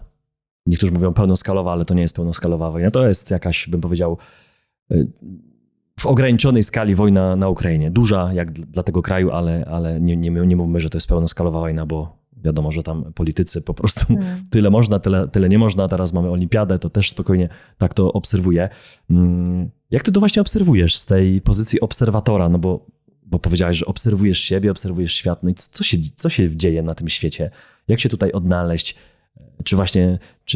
Czy olać to, mówiąc kolokwialnie, to, co się dzieje, bo niektórzy mówią, no jaki ty masz na to wpływ, na to, co się działo z pandemią, z wojną i z tym wszystkim, co się dalej dzieje, bo widzimy ogromne zmiany. Na olimpiadzie też przecież pokazują nam, w którym kierunku idzie świat, imigranci. bardzo dużo rzeczy dzieje się w jednym czasie. Jak my mamy być w pokoju, żyjąc szczególnie w dużych miastach, gdzie mamy pracę? No nie wszyscy się mogą przeprowadzić nagle, tak jak mówisz, do spokojnego miejsca, gdzie odpoczywamy z naturą, ze zwierzętami i hamujemy trochę, wyrzucamy telewizor. Chciałbym takie krótkie podsumowanie tego, co ty widzisz i co ty widzisz przez te 4 ostatnie lata. Jedną tylko rzecz powiem, ja nie odpoczywam na wsi. Ja bardzo dużo pracuję. Fizycznie. Gdybym miała krótki rękawek, to byś zobaczył, jakie mam muskulaturę teraz. Jeszcze myślę, że mogę to powiedzieć, to mi wybaczysz, bo powiedziałeś, czy ja mam czyste paznokcie, a ja powiedziałem tak, brudne ręce, czysty umysł, jak kiedyś tu chłopaki z Ziarna Świadomości wspomnieli w studiu, bo to ich zdanie, bardzo dobre, Tak, myślę, że mówiące piękne. wszystko. Głębokie przede wszystkim. Tak. Tak, ja dużo w ziemi pracuję i naprawdę dużo fizycznie, więc na wsi, wiesz, jak się jedzie na urlop, to odpoczywa się, ale generalnie to jest bardzo dużo fizycznej pracy, ale to jest też bardzo dobrze dla mnie. Ci powiem, że ja na wsi, zanim odpowiem na twoje pytanie, ja na wsi zyskałam witalność, wiesz, bo ja w mieście, ja uprawiałam sport, ja wszystko robiłam, ale... W Warszawie wtedy, jak W mieszkasz. Warszawie, tak. Ale wiesz co, ale powiem ci, że ja nie miałam takiej krzepy, jak mam dzisiaj. Moja mama na przykład, jak ja przyjeżdżałam do niej na Pomorze i coś jej chciałam pomóc i mówię, mamo, wiesz co, już słaba jestem, muszę się położyć na chwilę. Moja mama tak patrzyła na mnie przerażona, mówi, Boże dziecko, przecież ty masz dopiero 40 parę lat i co to będzie z tobą, nie? Czy nawet jak miałam, nie wiem, niecałe 40. I powiem ci, że ja zyskałam taką krzepę na wsi, ja dzisiaj po prostu, nawet nie chodzi o siłę taką, ale no siłę, no mam siłę, bo dużo fizycznie pracuję. To jest zupełnie, wiesz, inne mięśnie w ogóle pracują, nie? Więc ja do tego zachęcam nawet w mieście w ogóle. I też można i na wolontariat można przecież do kogoś i tak dalej, więc wszędzie można to robić. Tylko pytanie, czy my chcemy. No i teraz jak, wiesz, 2020 rok, ja ci powiem, że ja musiałam z dnia na dzień odwołać warsztaty oczywiście, które miałam, bo wszystko, świat stanął. Tak. Świat stanął wtedy i ludzie nie wiedzieli, co jest. I powiem ci, że ja miałam taką refleksję, no będąc oczywiście w lesie, ja w ogóle nie czułam pandemii. Dla mnie to był luksus. Jak jechałam do Warszawy, ja współczułam tym ludziom, tak? Bo oni byli po prostu przerażeni w maseczkach. W ogóle, wiesz, no nie chodziłam w maseczce, więc na mnie to patrzyli w ogóle strasznie. Natomiast co jest ważne, sobie myślę, że ja się nie dałam wkręcić w to wszystko i obserwowałam, co to jest tak naprawdę. Kurczę, wirus, okej, dobra. I wiesz, patrząc z punktu widzenia mojej pracy, tego co ja robię teraz zawodowo, czyli ja uczę ludzi zdrowia, profilaktyki zdrowia, jak dbać o siebie, żeby nie chorować. To ja mówię, kurczę, tutaj mówią o szczepionkach, ale ja nigdy nie słyszałam w radiu, bo ja telewizji nie mam, ale w radiu nie słyszałam, jak jechałam na przykład samochodem, żeby ktoś mówił o dbaniu o odporność. Ja nie słyszałam takich audycji. I wiesz, co ja wtedy zrobiłam? To był w marcu tak u nas, wiesz, była po prostu taki shutdown.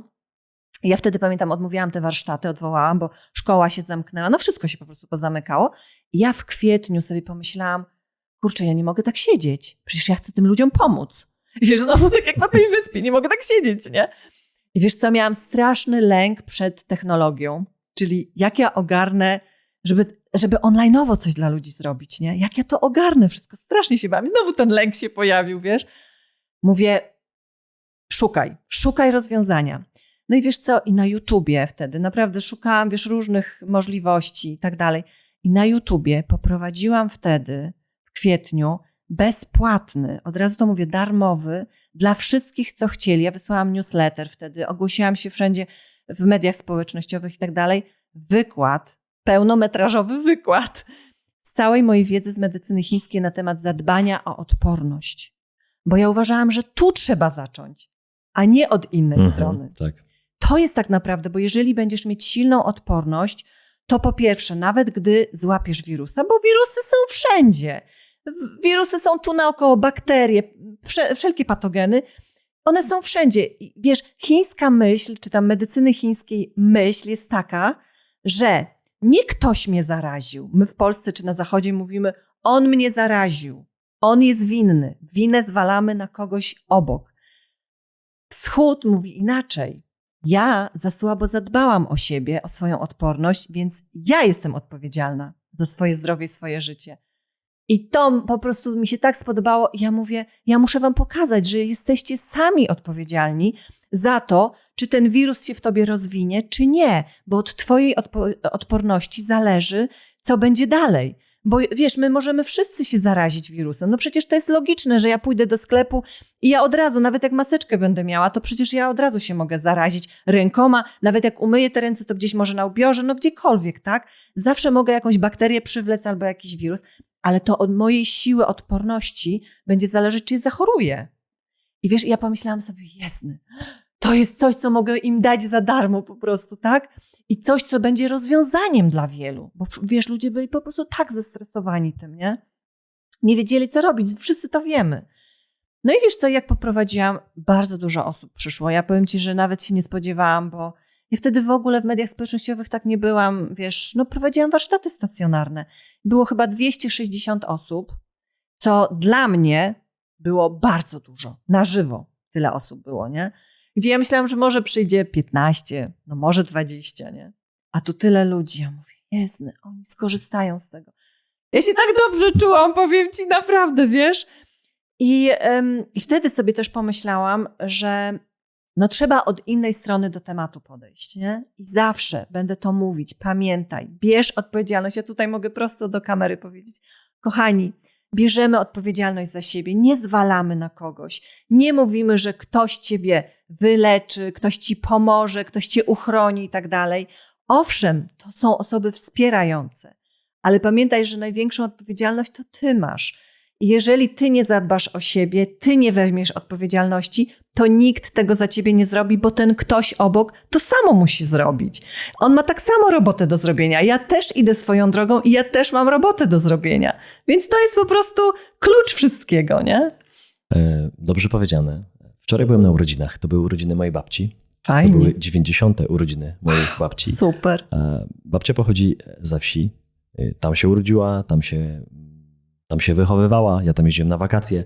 No i pamiętam, że tam było wszystko, o czym ty wspominałaś z twojego aktualnego miejsca zamieszkania, czyli las, czyli pola, czyli studnia, czyli gospodarstwa też oczywiście tam było malutkie, ale mnóstwo tych gospodarstw przecież 30 lat temu czy 25 lat temu było wokół. I to zdrowe, proste jedzenie. Proste, jak najprostsze jedzenie na powietrzu, mnóstwo ruchu. Człowiek był zmęczony. Ja pamiętam, że byłem bardzo zmęczony codziennie, mimo że byłem na wakacjach. Po drugie, byłem bardzo... I spałeś wtedy, byłem prawda? bardzo głodny, czyli czułem głód. Tak. Coś, czego dzisiaj, ostatnio podczas jakiejś rozmowy sobie uświadomiłem, że bardzo dawno nie czułem głodu. I powiedziałem sobie, o kurczę, to znaczy, że coś jest nie tak. Ktoś by powiedział, no jak, przecież jesteś ciągle nasycony. Ale ten świat, przecież ta komercja, że masz jeść 4 posiłki, 5 posiłków, potem się okazało, że 7 posiłków dziennie przez 7 dni, jeszcze pod drzwiami je będziesz miał, że masz nie wychodzić nawet po to jedzenie. Ktoś by powiedział, no to jest bardzo dobre, ale zobaczcie, że my kiedyś chodziliśmy nawet, jeśli sami nie gotowaliśmy, to chodziliśmy do restauracji, czyli musieliśmy tam pójść, a dzisiaj wystarczy drzwi otworzyć i to jedzenie stoi na wycieraczce i nawet chodzić nie trzeba, więc mamy jeść im więcej, tym lepiej, tak nam mówią, a ja wtedy na tej wsi pamiętam głód. No i chciałbym tutaj skonstruować kolejne pytanie na bazie tego, co wczoraj widziałem na urodzinach. Babcię 90-letnią, która świetnie się ma, która robi posty, która ćwiczy codziennie na tyle, ile jeszcze może, ale jest w stanie złapać się z tyłu dwoma rękami, co Super. wielu młodych nie potrafi. Tak? Przecież dzisiaj widzimy statystyki, gdzie dzieci niestety w jakiejś dużej ilości nie potrafią kozłować nawet piłką do koszykówki, która sama w zasadzie się odbija. Więc naprawdę idziemy w nie najlepszym kierunku. To Aniu, pytanie jest takie, jak w takich kilku znowu podstawowych rzeczach, bo ktoś zaraz skomentuje, no ale to są proste rzeczy, co tutaj Ania powiedziała? Właśnie o prostych rzeczach najprawdopodobniej będzie teraz, tylko czy my je robimy. Dlaczego moja babcia dożyła 90 lat i dlaczego jej rodzice żyli ponad 90 lat, bo jak dobrze pamiętam 91 i 93, co oni mieli, co my dzisiaj potrzebujemy, żeby dożyć w zdrowiu, to jest najważniejsze. Właśnie Żyć w zdrowiu, długo tak. w zdrowiu. Często zadają ludzie pytanie, Kuszu, zapytaj, co to jest to superfood, co jedzą najbogatsi. No to pytam, co jedzą, jak żyją ludzie świadomi, tak bym bardziej zapytał, już kiedyś to pytałem, a nie bogaci, żeby dożyć długich lat w zdrowiu. Wiesz co, no myślę, że to jest kilka takich aspektów, o których już wcześniej powiedziałam. Zobacz, twoja babcia na pewno ma dużo ruchu. No bo na wsi trzeba było sobie drewno przynieść, napalić samodzielnie w piecu, wodę ze studni. Przecież kran tak nie był łatwo, tylko się wodę, wiesz, kręciło się. tak na korbkę i się po prostu tę wodę niosło do domu. Więc dużo było tej pracy fizycznej. Co się dzieje podczas pracy fizycznej? Zaczynasz coraz głębiej, coraz wydolniej oddychać i używać przede wszystkim swoje ciało. Bo my nie używamy swojego ciała, a ciało to wehikuł.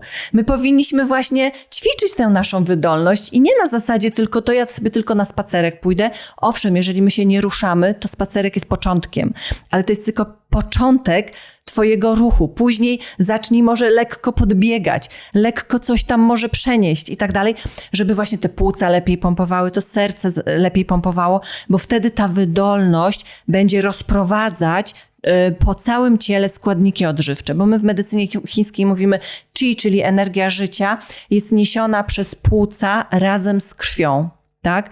Więc my po prostu, to jest takie filozoficzne trochę podejście, ale razem z krwią, czyli serce i płuca pompują i wtedy dopiero, gdy oba te narządy dobrze pompują, to do najmniejszych, wiesz, do tych końcówek twojego ciała dochodzi odżywienie. I te komóreczki tam mówią, Jezu, dziękuję ci bardzo, nie, że to robisz, bo po prostu ja czuję, że żyję. Więc twoja babcia na pewno pracowała fizycznie i do dzisiaj to na pewno robi. Świeże powietrze robi też swoje.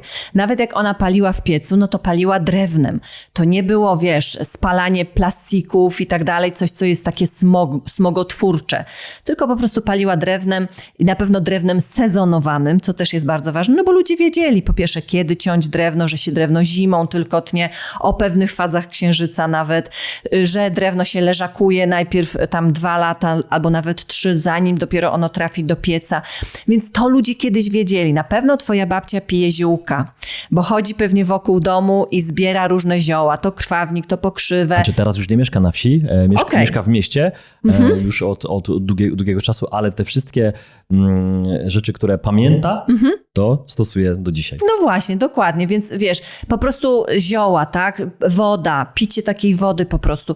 Ludzie kiedyś nie mieli dostępu łatwego do kawy ani czarnej herbaty, więc kiedyś, jak na przykład u mojej babci, to się mieszało czarną kawę, jak ona przywoziła z Gdyni, z targowiska czarną kawę ze zbożową kawą. Sami robili zbożową kawę i tylko, żeby ten aromacik po prostu dać, nie? Bo nie było. No i wiesz, i po prostu ludzie takie rzeczy. Jadła swoje jedzenie na pewno, bo i trochę pewnie jakiś ogródek tam był, albo kupowała od kogoś, wymieniała się może z kimś. Ja tak mogę o swojej babci też powiedzieć. No głównie po prostu tak, oni mieli gęsi, kury, mieli swoje jajka. U nas była też tradycja okrasy, czyli robienia z gęsiny surowego mięsa, takiego zmielonego jak tatar.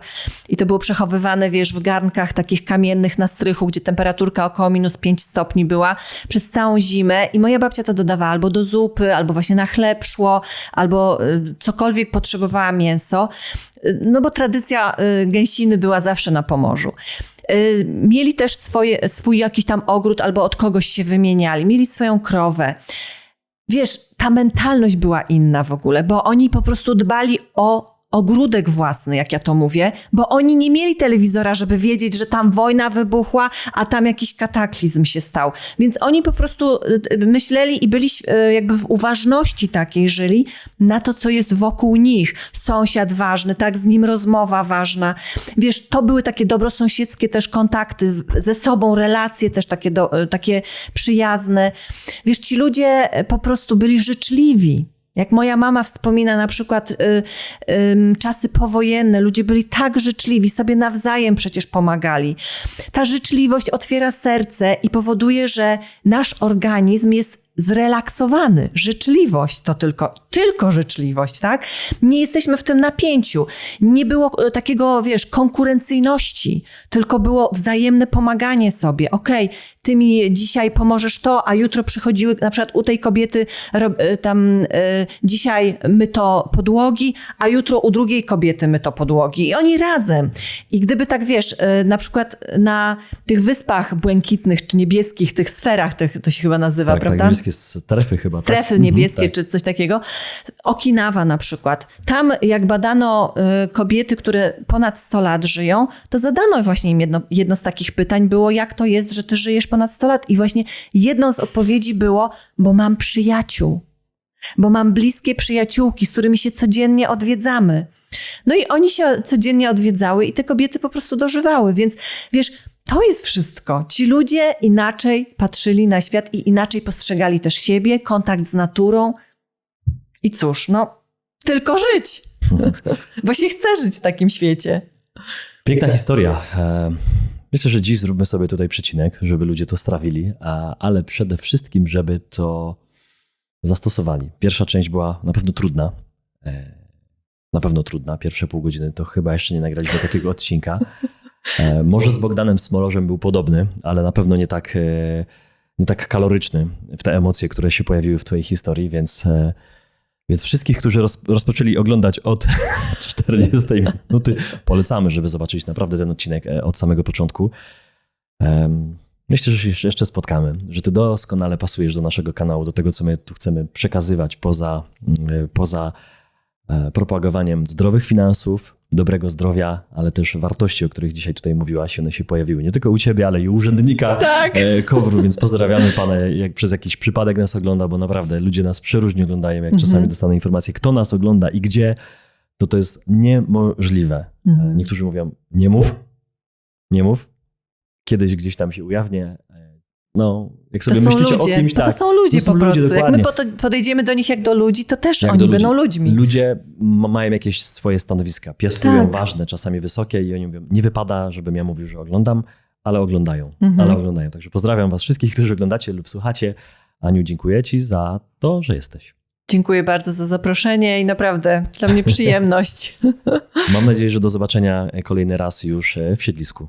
Tak, ja też mam nadzieję. I tam nagramy coś już na żywo, gdzie będzie można coś więcej pokazać. Będzie na pewno ciekawiej. Fajnie, dziękuję bardzo. Wszystkiego dobrego dla ciebie. Dziękuję bardzo i mam nadzieję, że dużo inspiracji i przede wszystkim po prostu, że to takie przesłanie, żeby myśleć o tym, że życie jest po to, żeby się bawić, żeby z niego korzystać, żeby korzystać z siebie, przede wszystkim ze swojego potencjału, a nie myśleć, że jesteśmy tu za karę i mamy tylko cierpieć i ma boleć wszystko, nie? Dokładnie tak. Bardzo dobre przesłanie na zakończenie. I to weźmy do siebie i korzystajmy. Bardzo, bardzo dziękuję. Dziękuję bardzo. Dziękujemy, że byłeś z nami. Jeśli wciąż odczuwasz dreszcz emocji po naszym show, nie krępuj się pokazać nam tego palcem w górę i zasubskrybować kanał, abyś nie przegapił kolejnych filmów. Nie zapomnij też zanurzyć się w wcześniejszych odcinkach na naszym kanale lub posłuchać ich w formie podcastu. Do zobaczenia!